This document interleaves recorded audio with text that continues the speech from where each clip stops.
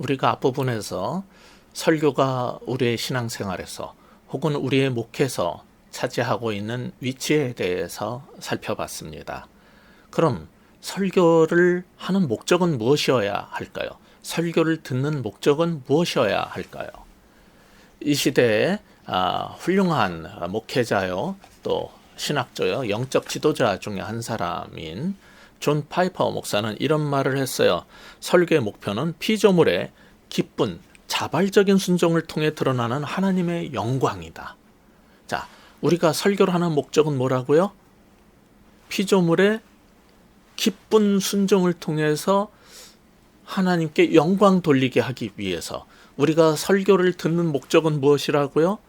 우리가 자발적이고 즐거이 하나님 말씀에 순종함으로써 하나님께 영광을 돌리게 하기 위함이라는 거죠.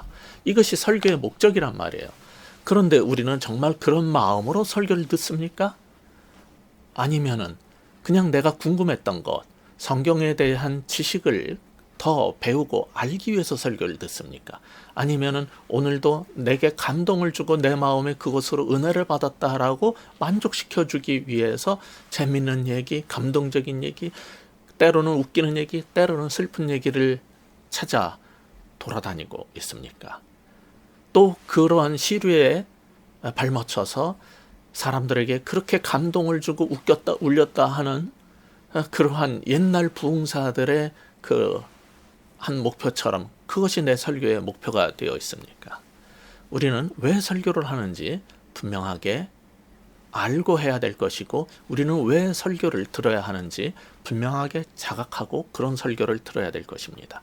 만약에 그런 것들을 제대로 알고 설교하는 자들에게는 사람들의 인기는 조금 덜할지 몰라도 사실 세례 요한이나 예수님도 그렇게 인기 있는 설교자는 아니었어요. 많은 사람들이 그를 따랐지만은 오늘날 그런 메시지를 전해보세요. 과연 얼마나 큰 교회를 이룰 수 있을까요?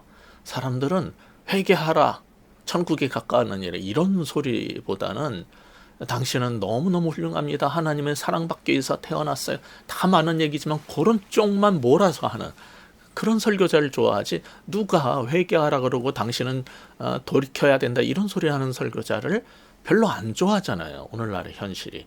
어떤 설교를 하는 사람들의 교회가 크는가를 보세요.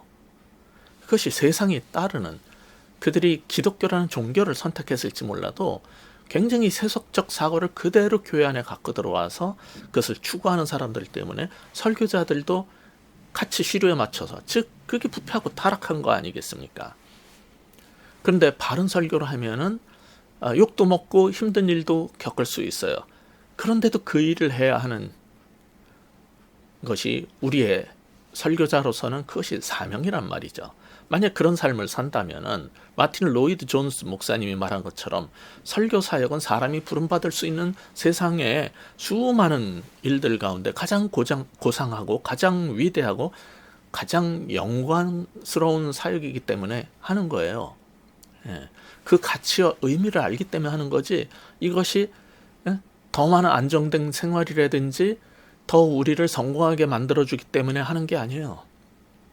필립스 브룩스 목사님이라고 미국의 오래전이지만은 한 시대를 풍미했던 최고의, 보스턴에서 최고의 설교자로 꼽혔던 분이에요. 그분이 예일대학교에서 하는 세계적인 학자들의 특강에서 한 번은 설교학 특강을 하게 되는데 거기서 이런 말을 했어요. 우리는 서로 기뻐합시다. 사람이 할 수 있는 좋은 것들과 행복한 것들이 아주 많은 세상 가운데서 하나님께서 우리에게 가장 좋은 것과 가장 행복한 것을 주셨습니다. 우리를 그분의 진리의 설파자로 만들어줬던 것입니다. 이렇게 말을 했어요.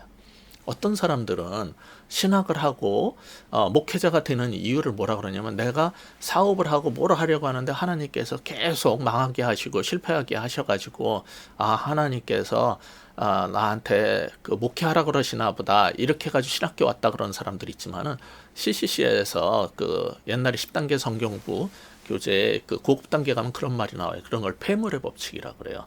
하나님은 폐품 수집자가 아니란 말이에요. 하나님은 세상에서도 정말 잘할 수 있고 정말 어떤 영역, 심지어 그것이 다윗처럼 양을 치는 일에서도 최고로 잘하는 사람, 어떤 일을 하여도 뽕나무를 이렇게 뽕치는 그런 일을 하더라도 거기서 잘하는 사람, 무슨 일을 해도 성의껏 그 부분에서 돈을 많이 벌고 유명해졌다가 아니에요. 성심성의껏 하는 사람을 쓰신단 말이에요. 거기에서 최선을 다하는 사람.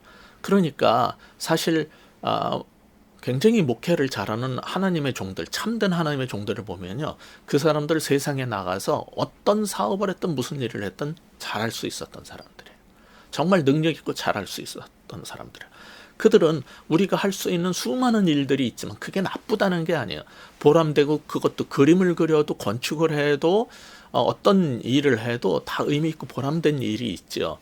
그러나 그 가운데서 가장 행복한 것, 가장 정말 의미 있는 것, 가장 좋은 일을 할 수 있도록 부르셨기 때문에 설교를 하는 거예요.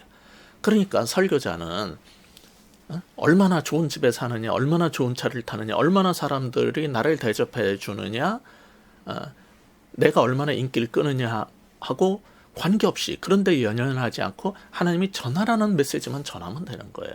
여러분은 그런 설교자를 찾아서 그들의 입을 통해서 나오는 하나님의 말씀을 듣고 그들과 함께 신앙생활을 해야 되는 거예요.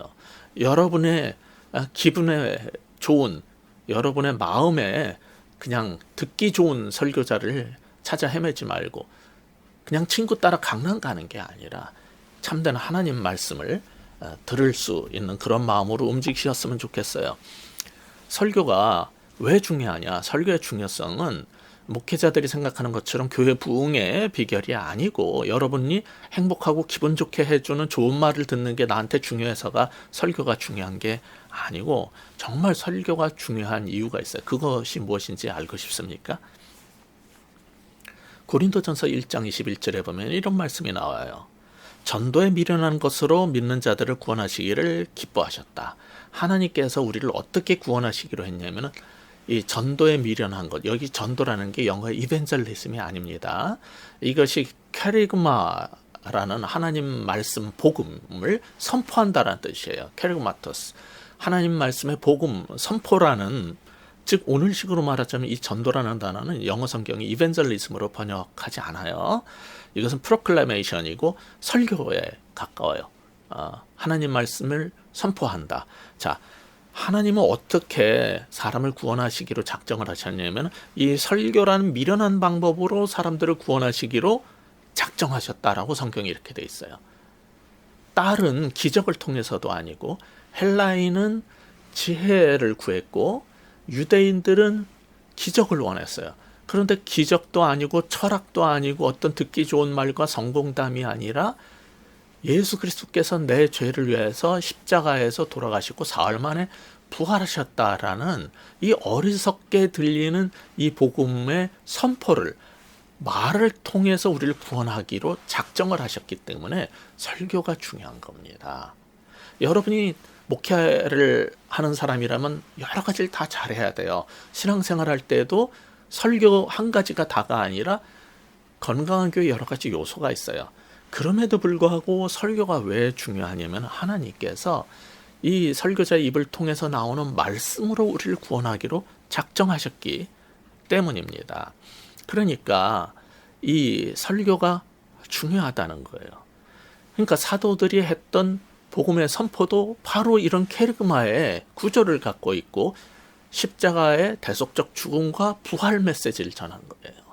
그것이 세상 사람들한테는 이해가 안 가고 한심한 얘기처럼 들릴지 모르지만 그걸 통해서 하나님 우리를 구원하시기로 했단 말이에요.